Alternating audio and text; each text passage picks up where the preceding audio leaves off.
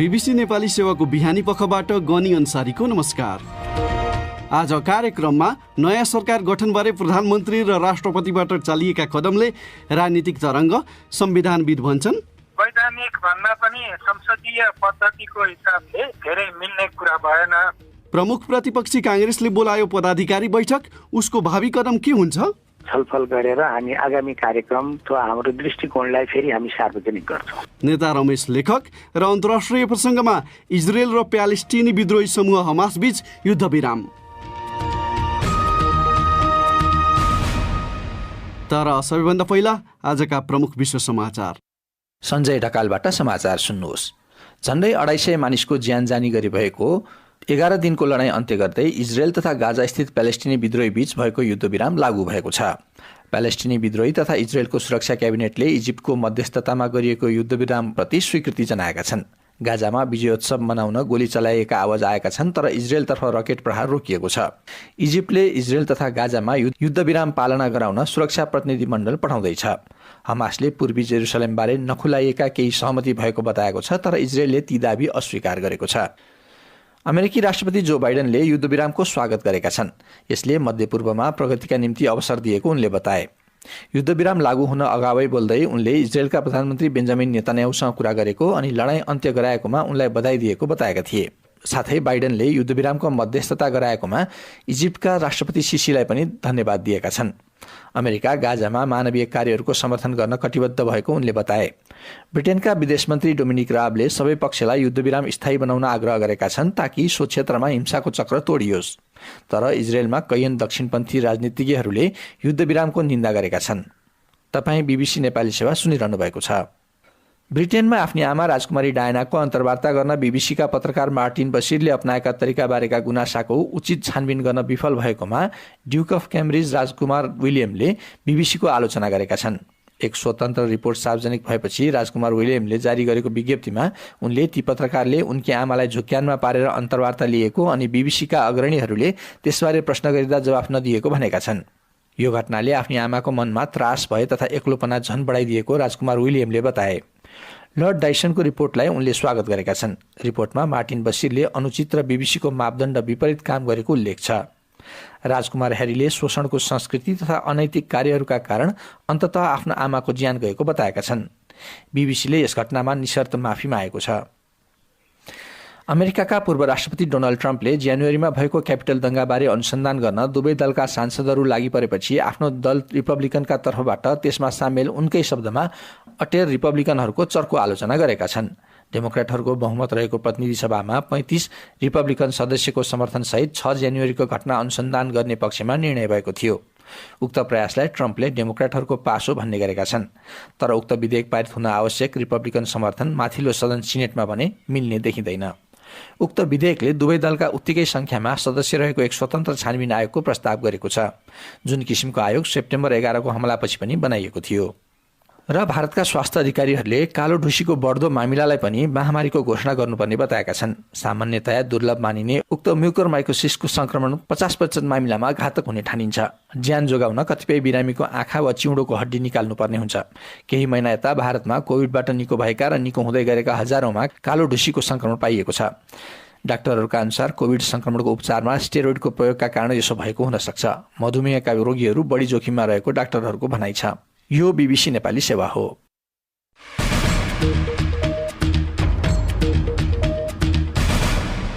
बिहानी पखमा पुनः स्वागत छ। सरकारको सिफारिसमा राष्ट्रपति विद्यादेवी भण्डारीले नयाँ सरकार गठनका लागि समय सार्वजनिक गरेपछि त्यसले राजनीतिक तरङ्ग निम्ति आएको छ। मन्त्री परिषदको सिफारिसमा संविधानको धारा 76 को उपधारा 5 बमोजिम प्रधानमन्त्री नियुक्ति गर्ने प्रयोजनका लागि शुक्रबार साँझ 5 बजेसम्मका लागि प्रतिनिधि सभामा विश्वासको मत प्राप्त गर्न सक्ने आधार प्रस्तुत गर्न संविधानको धारा 76 को उपधारा 2 बमोजिम राष्ट्रपतिले आह्वान गरेको उनको कार्यालयद्वारा बिहिबार साँझ जारी विज्ञप्तिमा उल्लेख छ। तर सरकारको सिफारिस र त्यस बमोजिम राष्ट्रपतिले चालेको कदमको प्रमुख विपक्षी दलदेखि कतिपय संविधानविदले त्यसको आलोचना गरिरहेका छन्। सरकारले गरेको सिफारिसको वैधानिकताबारे हामीले संविधानविद विपिन अधिकारीलाई सोधेका छौँ। अब वैधानिक भन्दा पनि संसदीय पद्धतिको हिसाबले यो धेरै मिल्ने कुरा भएन। प्रधानमन्त्रीलाई लागेको हुन सक्छ कि मेरो परिस्थिति मलाई ज्ञात भयो अब छिटो छरितो अर्को सरकार बन्न सकेमा बजेट सम्बन्धी प्रावधानहरूका कारणले गर्दा अप्ठ्यारो हुँदैन भनेर सघाउने मनसाय पनि हुन सक्दछ। तर संसदीय प्रणालीमा क्याबिनेटको सिफारिस अनुसार सरकार गठनको प्रक्रिया सुरु गर्ने पनि होइन र क्याबिनेटका धारणाहरू छन् भने पनि उसले अलग बसेर यो प्रक्रियालाई सहयोग गर्ने हो। त्यो अलग बसेर भन्नुको अर्थ या त प्रधानमन्त्रीले विश्वासको मतको प्रक्रियाबाट आफू असफल भएको देखिनु पर्यो या प्रधानमन्त्रीले राजीनामा गर्नु पर्यो। अनि यो दुईटा मध्ये एउटा परिस्थिति भयो भने अनि निश्चित रूपमा राष्ट्रपतिले वैकल्पिक सरकार निर्माणको प्रक्रिया सुरु गर्न सक्नुहुन्छ। त्यो संविधान सम्मत हुन्छ। अहिले सुरु गरेकोमा उठान चाहिँ सजिलो हिसाबले भएको देखिँदैन। भनेपछि प्रधानमन्त्रीको सिफारिसमा राष्ट्रपतिले जुन आह्वान गरेकी छन् त्यो वैधानिक हुन्छ कि हुँदैन? उसो भए मलाई लाग्दछ यसलाई वैधानिक बनाउनलाई राष्ट्रपतिले प्रधानमन्त्रीलाई तपाईले राजीनामा दिएर छेउ लाग्नुपर्छ भन्न सक्नुहुन्छ, नम्बर 1। दोस्रो, आफ्नो परिस्थिति प्रधानमन्त्रीले आफैले नै स्पष्ट गर्न सक्नुहुन्छ। तर प्रधानमन्त्री पदमा कायमै रहँदा सरकार निर्माणको त्यो पनि चाहिँ 76(5) अन्तर्गतको प्रक्रिया सुरु गर्न अप्ठ्यारो देखिन्छ। मैले के देख्छु भने प्रधानमन्त्रीलाई राजीनामा नगरेर कुनै फाइदा छैन, राजनैतिक रूपमा पनि संवैधानिक रूपमा पनि। अनि कतिपय मान्छेले जसरी टिप्पणी गर्दैछन् त्यसमा पनि कुनै किसिमको षड्यन्त्र देख्दैछन्। अब त्यस्तो षड्यन्त्रको कुरा नहुन सक्छ, किनभने अब यसबाट खासै फाइदा हुनुपर्ने कुनै कारण छैन। तर संविधान सम्मत एउटा बाटोबाट हेर्दा अनि संविधानको गरिमाको पनि त संरक्षण हुन्छ। तपाईले भन्नुभयो अघि प्रधानमन्त्रीले चाहिँ राजीनामा दिनुस् भनेर भन्न सक्नुहुन्छ राष्ट्रपतिले त त्यो राजीनामा दिनुस् नभनिकन प्रधानमन्त्रीले गरेको सिफारिस चाहिँ कार्यान्वयन गरेको जस्तो देखियो। त्यसले यस अघि राष्ट्रपति प्रति जे प्रकारको आशंका व्यक्त गरिँदै आएको थियो त्यो आशंकालाई थपेको जस्तो पनि मान्छेहरूले भन्न थाले। अब आएर राष्ट्रपतिले प्रधानमन्त्रीलाई राजीनामा देऊ भन्ने ठाउँ छ र? मलाई लाग्छ संसदीय यो हाम्रो पद्धतिलाई हामीले बिर्सिनु भयो। हामीसँग यो चाहिँ संसदीय पद्धति हो र संसदीय पद्धतिमा सरकार निर्माणको कुरामा प्रधानमन्त्रीको सिफारिसलाई हेर्ने होइन, राष्ट्रपतिले प्रधानमन्त्रीको हैसियतलाई हेर्ने हो। राष्ट्रपतिले सामान्य रूपमा प्रधानमन्त्रीको सिफारिस अनुसार नै चल्नु पर्दछ राष्ट्रपतिले भन्ने जुन उहाँको एउटा सोचाइ छ त्यसलाई प्रश्न गर्नु जरुरी छैन। तर असंसदीय चाहिँ अहिलेको अवस्थामा किन देखिन्छ भने हामी सरकार निर्माणको प्रक्रियामा छौँ। सामान्यतया प्रधानमन्त्रीकै सिफारिसमा सरकारकै सिफारिसमा राष्ट्रपतिले चल्ने हो।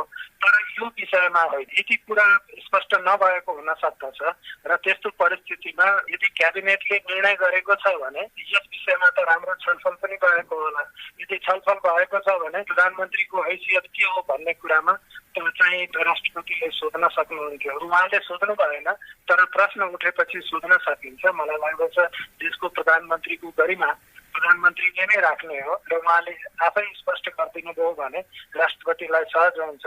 राष्ट्रपतिले नै चाहिँ यो कुरोलाई स्पष्ट गरिदिन सक्नुहुन्छ। मौजूदा सरकारलाई विश्वासको मत प्राप्त हुने दह्रो राजनैतिक आधार नदेखिएकोले मन्त्री परिषदको सिफारिसमा प्रधानमन्त्रीले यस्तो आवेदन गर्नुभएको छ भन्ने कुरो लेख्दाखेरि उहाँले उहाँको हैसियतलाई पनि स्पष्ट गरिदिएको भए त्यो चाहिँ धेरै राम्रो हुन्थ्यो। यसलाई अवैधानिक भन्ने भन्दा पनि व्यवस्थापन गर्न सकिने कुरा हो। भनेपछि अब ठ्याक्कै के गर्नु पर्यो? राष्ट्रपतिले के गर्नु पर्यो, प्रधानमन्त्रीले के गर्नु पर्यो? राष्ट्रपतिले प्रधानमन्त्रीको हैसियतका बारेमा स्पष्ट गर्न सक्नुहुन्छ। प्रधानमन्त्रीको आशय आफूले राजीनामा गरे सरकै हो भन्ने लाग्दछ भने त्यो कुरो स्पष्ट गरिदिँदा भयो।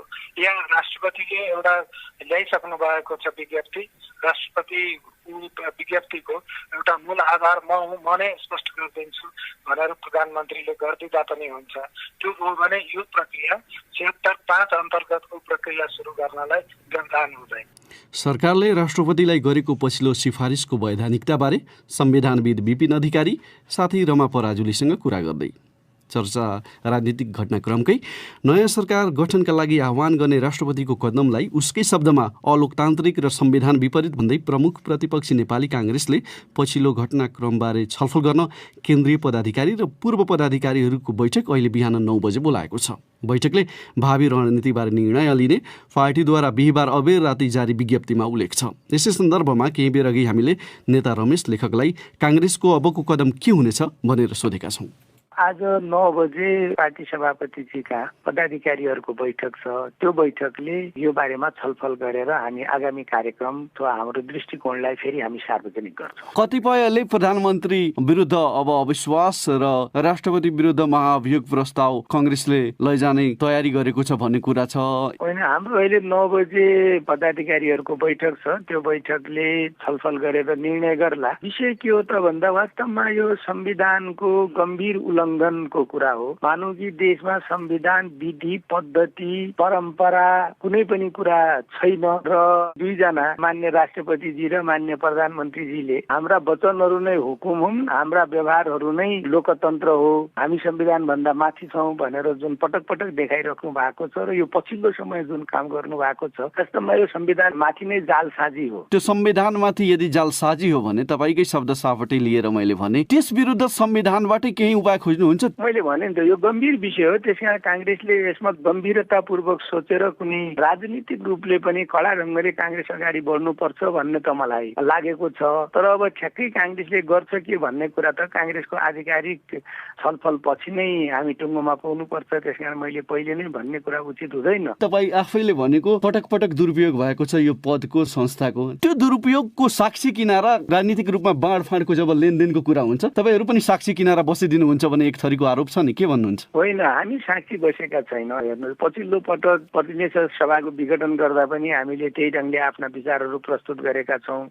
त्यसपछि जसरी पटक पटक संविधान भत्काउने मिच्ने कामहरू भए, मुलुकमा अधिवेशन बोलाउने, प्रतिनिधि सभा, संघीय संसद बोलाउने समय भइसक्दा पनि नबोलाउने अनि अध्यादेशका मार्फत मुलुक सञ्चालन गर्ने किसिमका गतिविधिहरू भए र जुन अवांछित गतिविधिहरू भए त्यसका विरुद्धमा हामीले आफ्नो ढङ्गबाट प्रतिवाद गरेका छौँ। सरकार एकातिर कोभिड-19 को रोकथाम नियन्त्रण गर्ने, मान्छेलाई अक्सिजनसम्म दिने कुरामा पूर्ण रूपले असफल भइसकेका छ। अर्कोतिर संविधान भत्काउने काममा लागिराखेका छ। प्रधानमन्त्रीले राजीनामा नगरिकन यो संसारमा नहुने कुरा अनि अर्को सरकार बनाउन भनेर उहाँले सिफारिस गरिरहनु भएको छ भने यो संविधानका माथि खेलवाड हो कि होइन भन्ने त प्रश्नै देखिएको छ नि।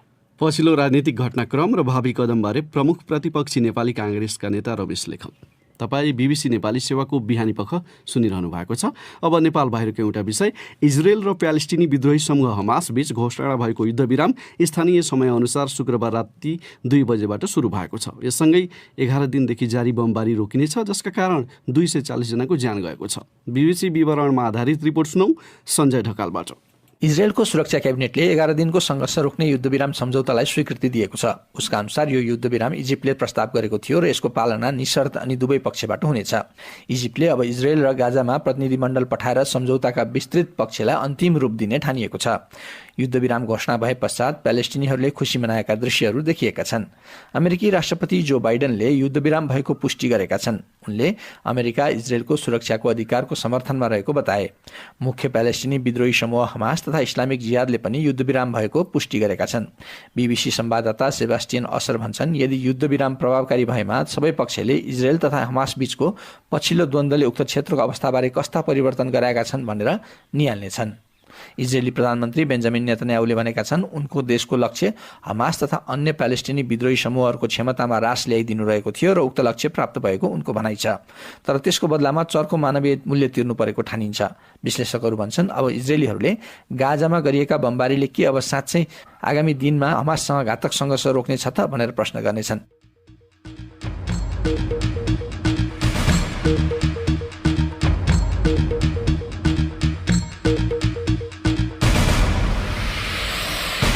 यसका साथै बीबीसी नेपाली सेवाको बिहानी पख यहीँ सकिन्छ। बेलुकी पाउने 9 बजे साँझ पख लिएर हामी फेरि उपस्थित हुनेछौँ। त्यस बेलासम्मका लागि हामी सबैलाई बिदा दिनुहोस्। नमस्कार।